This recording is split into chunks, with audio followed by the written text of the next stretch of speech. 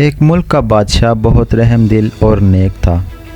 رعایا کے حق میں بہت اچھا تھا، چنانچہ تمام رعایا اس سے محبت کرتی تھی اور اسے خوب دعائیں دیتی تھی۔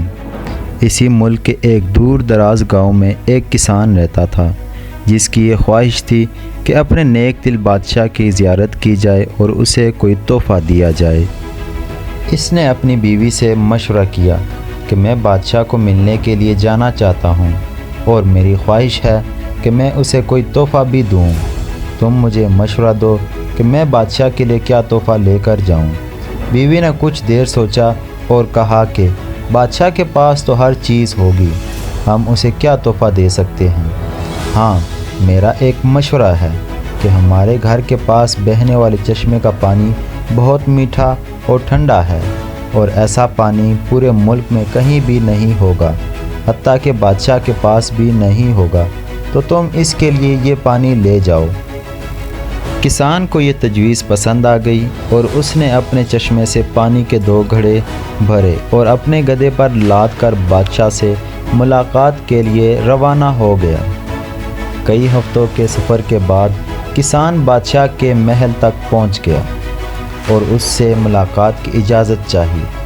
اجازت ملنے پر بادشاہ کو تحفہ پیش کیا اور اسے بتایا کہ یہ میرے گاؤں کے چشمے کا پانی ہے اور ایسا میٹھا اور ٹھنڈا پانی آپ کو پورے ملک میں کہیں بھی نہیں ملے گا۔ بادشاہ کے اشارے پر وزیر نے گھڑے کا ڈھکن اٹھایا تو کئی ہفتوں کے سفر کی وجہ سے پانی میں بدبو پیدا ہو گئی تھی۔ وزیر نے بادشاہ کی طرف دیکھا تو بادشاہ نے اسے خاموش رہنے کا اشارہ کیا اور بآواز بلند کہا کہ ہم اس تحفے سے بہت خوش ہوئے، اور خزانچی کو حکم دیا کہ اس کسان کے گھڑوں کو سونے سے بھر دیا جائے۔ کسان بہت خوش ہوا۔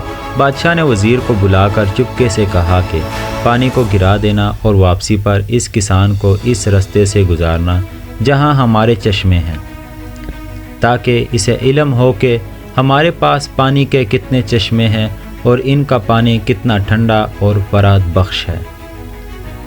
چنانچہ جب کسان کو انعامات دینے کے بعد ان چشموں کے پاس سے گزارا گیا تو وہ سمجھ گیا کہ اس کا تحفہ کتنا حقیر تھا، لیکن بادشاہ نے اس کے حقیر تحفے کو بھی قبول کر کے اسے انعام سے نوازا۔